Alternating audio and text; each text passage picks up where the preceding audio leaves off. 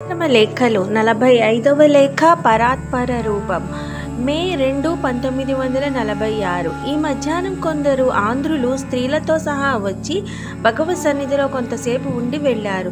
వారిలో ఒక పురుషుడు లేచి చేతులు జోడించి, స్వామి, మేము రామేశ్వరాది యాత్రలు చేసుకొని అక్కడ ఉండే దేవతలని సేవించి వచ్చాము. పరాత్పర స్వరూపం ఎటువంటిదో తమ వల్ల తెలుసుకోవాలని ఉంది, దయవుంచి తెలుపగోర ప్రార్థిస్తున్నాను అన్నాడు.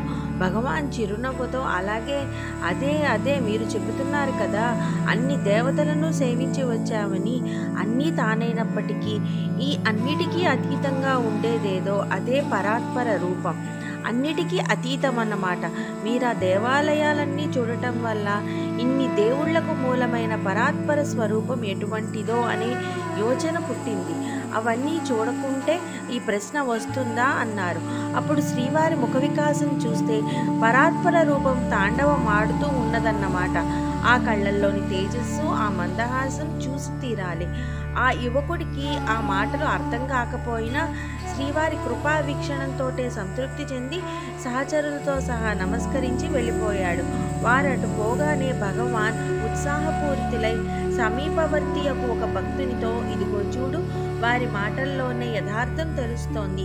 పరాత్పర రూపం అంటే పరమునకు పరమైనదేదో అదే యథార్థమని దాని అర్థం. అడిగే మాటకే అర్థం తెలియదు, అర్థం తెలిస్తే జవాబు కూడా దానిలోనే ఉంటుంది.